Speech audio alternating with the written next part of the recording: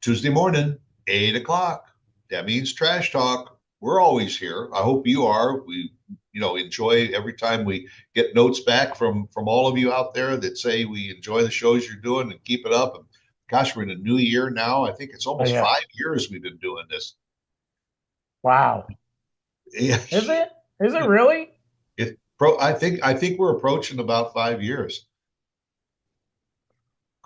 I have to go back and look at that first episode, man.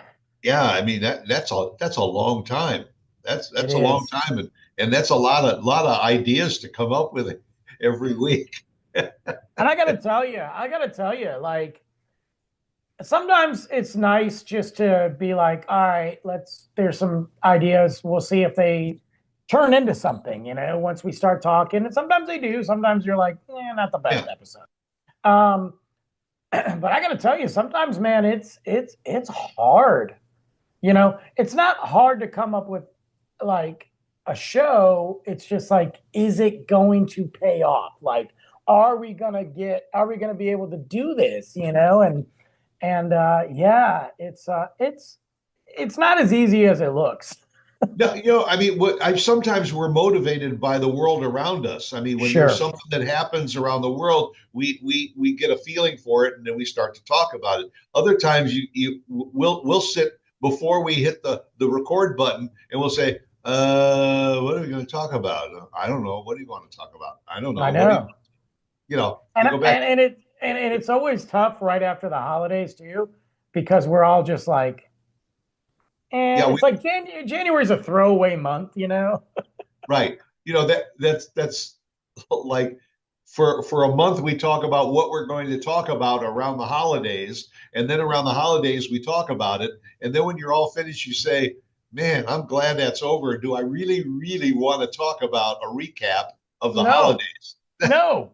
No, been there, done that. Let's move on. But no, I was reading an article over the weekend and thought it might be fun to talk about alternative living.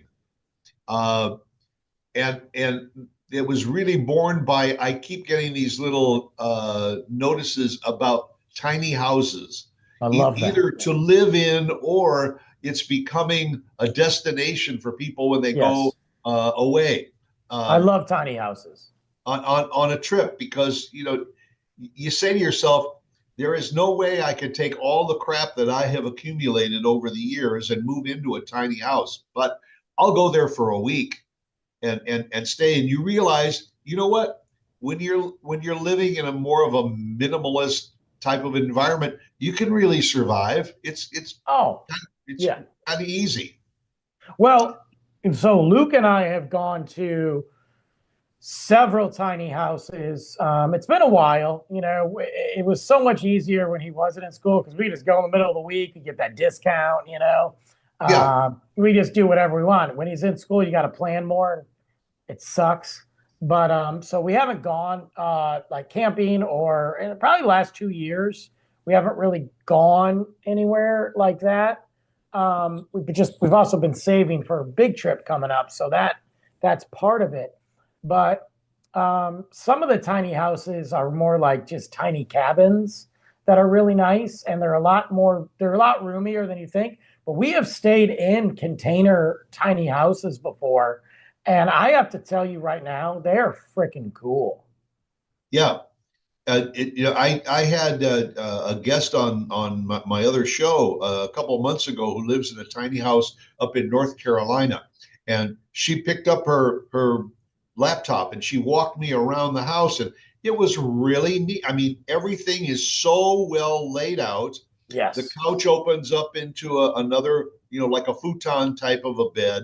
The kitchen has got a great size refrigerator, a four-burner stove. It's got everything you want, a microwave, all the conveniences you need. The bedroom is adequate for a nice queen size bed. What blew me away was the bathroom with a full size, almost a full size tub and shower and all the conveniences just put into a smaller space.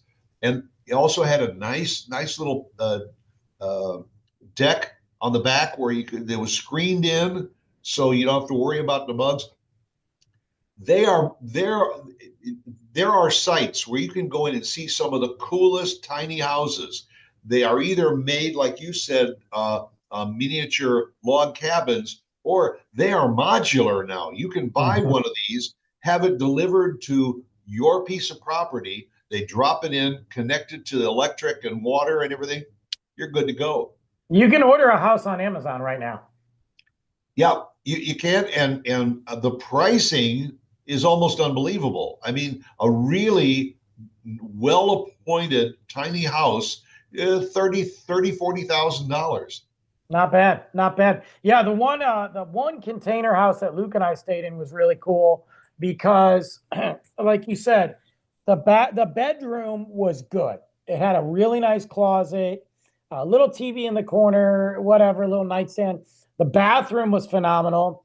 The living area was great, and it had this. Actually, I'm an idiot, and it said there was a TV, and I'm like, where? Because Luke was 4 at the time, so I found out because I finally decided to read, and I pushed the remote, and the TV rose up from the little entertainment center, like the freaking James Bond villain, Yeah, and great TV. Had Netflix right on there, just chilled.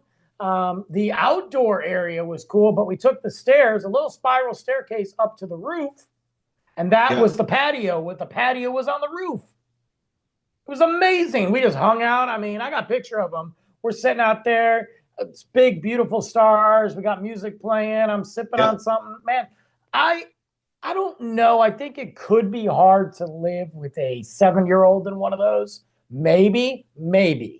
But I think there's potential for it. But I could see as you get older too, the less you need, the less you like, why not? You know? Yeah. And also what this is opening up is the ability for those people who maybe live up north and say, I'd love to have a little cabin on a lake or Yes. you know, down south for the winter time to go to. It's becoming more affordable, and it also can create an income because Yeah. when you're not there, sometimes if you're in a community, they will rent it out, and then you get a part of that rental money back. So it's like a win-win. Yeah, and that's what a lot of people do. I go on the Airbnbs quite a bit, or the whatever, Yeah, Vero or whatever it's called. And that's the only ones that Luke and I stay at. We yeah, go on there and somebody owns that. It might be a company owns 3 or 4, but they own it. It's very rare unless like obviously Disney or we're going to Salem. Um, we stay in a hotel. Typically right. speaking, if we're just traveling around Texas, we'll find one of those little tiny houses in an area and just chill. It's the best way to do it.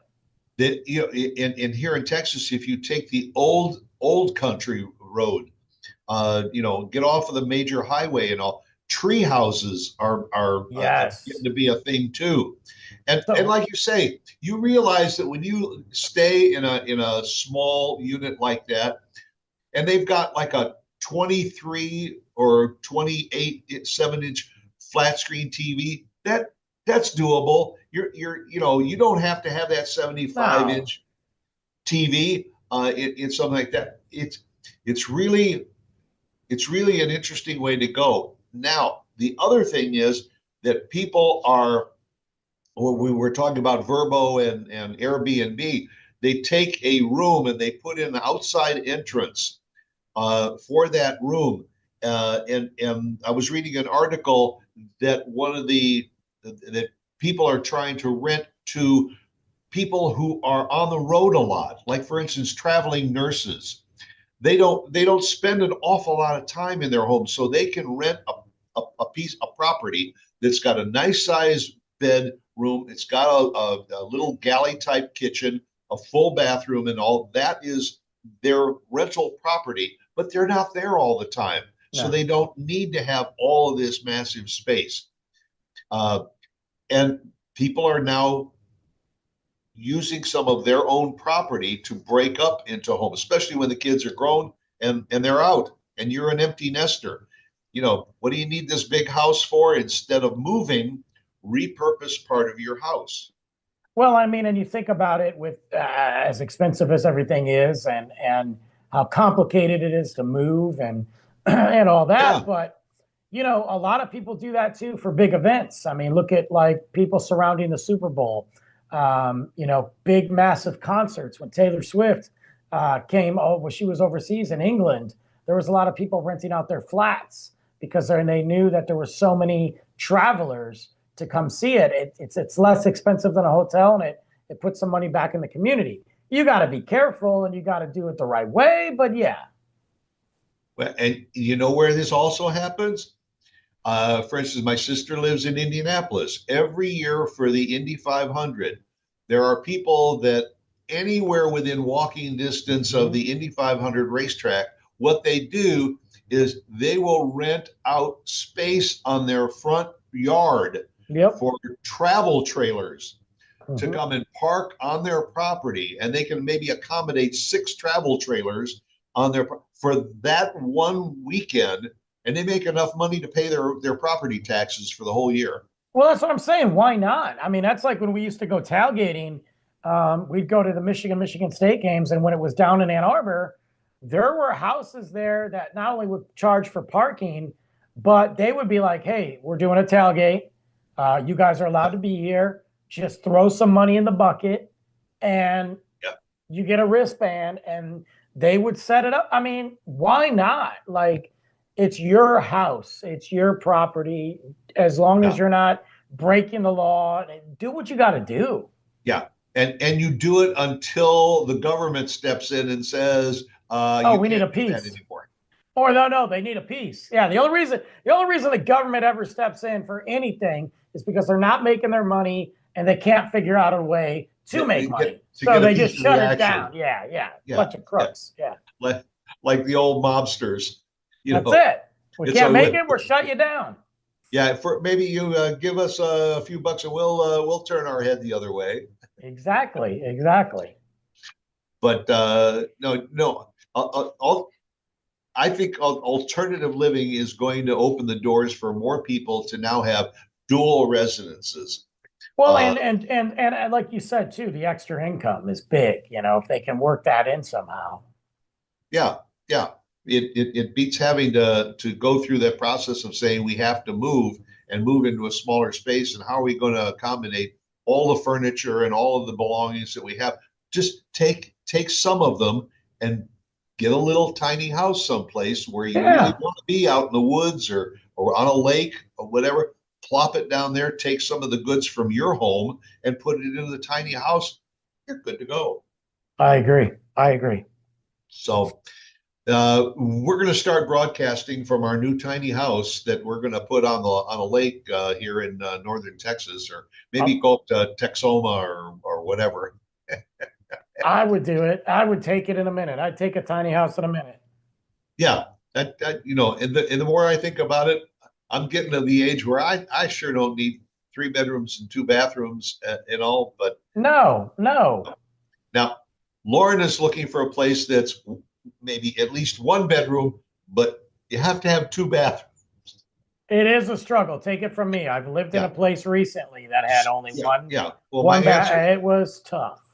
Yeah. Well, my answer to that is, okay, one will be an indoor bathroom and one will be an outdoor bathroom. There you go. Yeah, cheaper that way. That's the other alternative living idea. So anyway, you got ideas for alternative living? Let us know. We'll talk about it on one of our future shows. Okay, go out, make it a good one. See you again next week. See you guys.